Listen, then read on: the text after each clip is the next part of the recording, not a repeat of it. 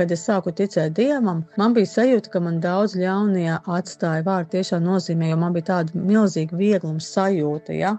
Un vēlāk arī, kad es lasīju, jā, tur jau vēlāk, kad es Bībeli sāku lasīt, kad tur tie ļaunie izgāja ārā, kad ja es dzinu ļaunos garus ārā, un arī bija, kur ļaunie no citiem izgāja un iegāja cūkās. Un tiešām vārdu tiešām nozīmē, ka es to lasu, es saprotu, vau, bija sajūta tiešām, ka man tur bija viņu, es nezinu cik, bet tik viegli palika un tik patīkami. Un tieši pārsvarā savu tēvu reiz lūdzot, jā, lielākoties atnāca šī brīvības sajūta.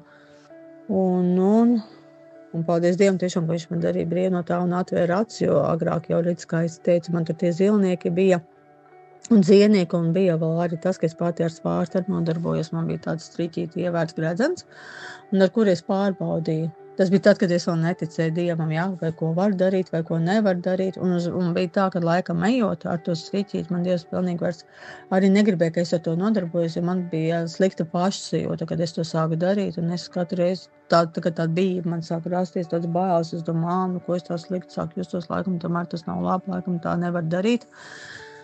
Un tad es to pārstāju darīt, jā, bet, vienmēr sakot, ka es ticēju Dievam, es to visu nesu Dievu priekšā un nožēloju un atsacījos no tā visu un saistīju, un to gredzeni es izmetu ārā ar visu to striķīti, ievēr to visu tika izmests ārā.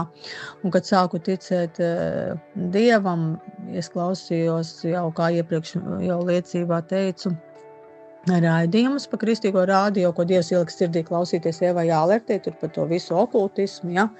Un par tām nepareizām lietām, un klausoties šos raidījumus, es arī sapratu, ka ir jātīra arī māja no visa sliktā. Un tad man nāca Dievam lūkšana, Dievs lūdzu uzrādi, ko izmest ārā, kas ir tas, ko jāizmet no mājas. Viss sliktais, nepareizais.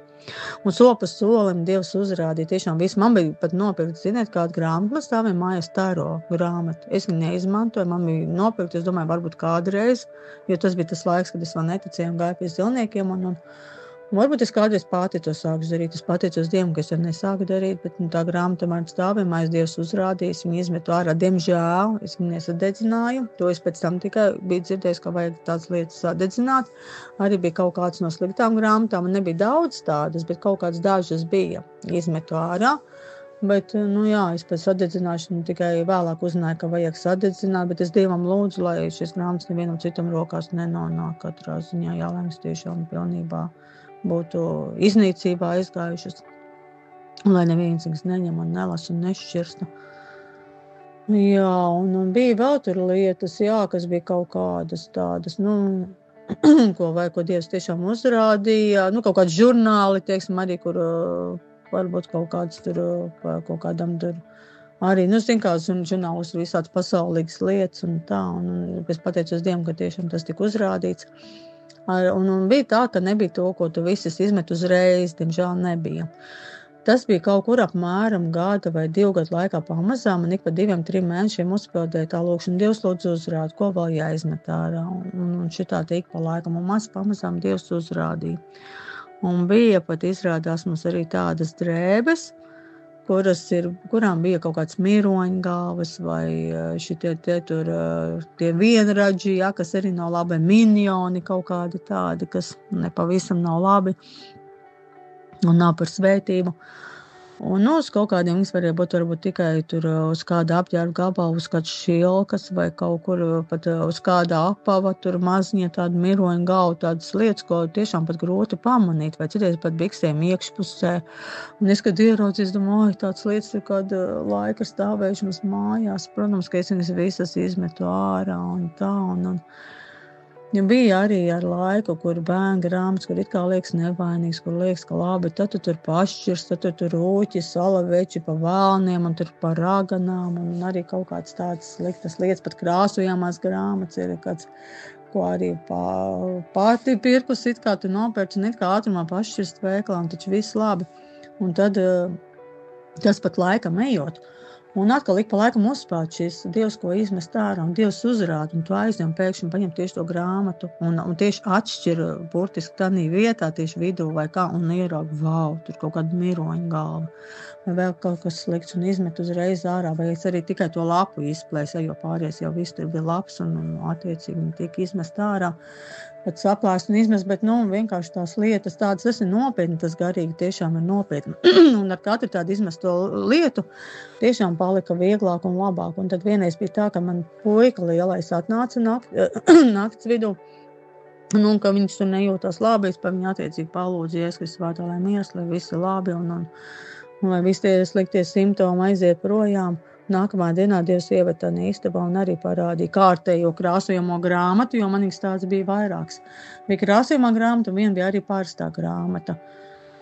Un kaut kā uznāca tā vēlme kaut ko pārskatīt, un Dievs ieved, tieši uzšķir, kur atkal kaut kāda miroņa galva vai kaut kādas sliktas lietas, un es attiecīgi izmetu ārā un saku, Dievs piedod, kad es tās lietas turēju mājās, un ka man tāds bija, ka es tiešām nezināju.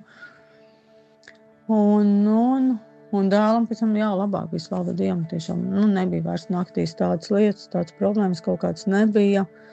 Slava Dievam tiešām par to visu, ka Dievs uzrāda, ka viņš ir uzticams, ka viņš parāda. Protams, mums ir lieta, ko mums pašiem ir jālūdz, lai Dievs parāda, lai uzrāda, ko izmest ārā. Tā kā agrāk mēs dzīvojam citur, tur bija arī attiecīgi garāži, ko arī tur tad vīrs gāja skatīties, ko mest ārā, ko ne. Tagad tādas lietas, ko attīrīt, tāpēc arī to katram iesaku lūgt Dievam. Es Dievu priekšā, Dievs, kas ir nepareizs manā mājā, vai kam ir zeme, varbūt īpašums, vai garāža, vai varbūt darbvietā, vai neko mest ārā, lai tas nav tā, jo garīgi tas ir nopietni, un tas nav nemaz tik nevainīgi, Un soli pa solim Dievs parādīs. Man tas bija, vairāk gadu garumā, un vēl šajā tad vēl ik pa laikam kaut kas uzspēldi,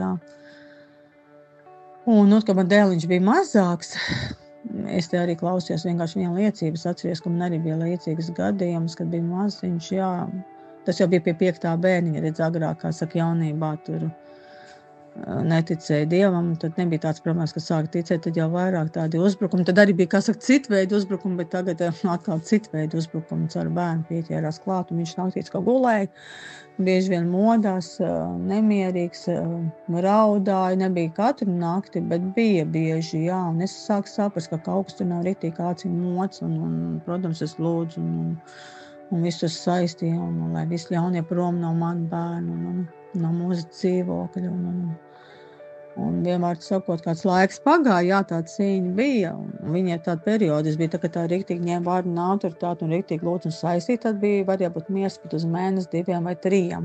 Un tad vienreiz bija riktīgi, ka bērns pilnīgi tā kā naktī pamostās, un tā kā kāds viņu reāli moka, viņš tā kā mokās, un viņš tur dīdās, un es saku, ļaunīgi ar tūlīt prom no man bērnu, tūlīt atstās nemocīs viņu Jēzus Kristus vārdā, Citreiz palīdzēja pēc 5 minūšu lūkšanas, citreiz ilgāk kādu pusstundu jālūdz, un tad tiešām iestājās miers un tā. Un es saku, citreiz miers uz kādām dienām, uz mēnesi vai 3, 4, citreiz atkal kaut kur uzspēld, un tā cieņa, bet šitādi bijusi, kad arī vairāk gadu garumā. Un kaut kur pēc 4 gadu vecuma apmēram tas pārgāja, slāva Dievam, tas viss beidzās, Tagad paldies Dievam par lūkšanām, ka mēs varam iestāties un ņemt varu un autoritāti par visām lietām, kuras mums nomoka, Paldies Jēzum par visām uzklausītām lūkšanām, ka Jēzus ir uzticams, Kungs Jēzu Kristu, paldies par tavu apsardzību. Paldies, ka tu sargā gan mūsu pašus, gan mūsu dzīves vietu. Paldies, ka tu palīdzi mums tikt vaļā no lietām, kas mums nav nepieciešams, kas mūs traucē, kas mūs var ievainot, caur kurām ļaunais var mūs ievainot. Slāv Tev, Kungs, par tavu vadību, slāv Tev, Kungs, par tavu apsardzību, Pāci mums atcerēties lūgt pēc tavas palīdzības, ieraudzīt tās lietas, no kā mums jāatsakās.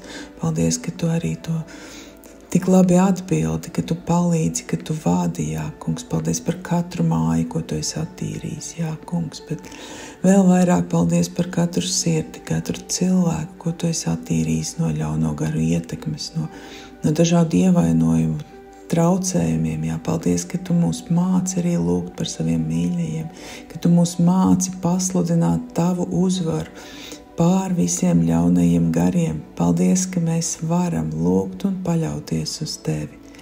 Slāva, slāva, slāva Tev, Kungs, Jēzu Kristu, slāva Tev, Kungs. Slāva Tev, Kungs. Slāva Tev, Kungs. Mūsu Tēvs debesīs, svētīts lai top tavs vārds, lai nāk tava valstība, tavs prāts, lai notiek kā debesīs, tā arī virs zemes. Mūsu dienascho maizi dod mums šodien, un piedod mums mūsu parādus, kā arī mēs piedodam saviem parādniekiem.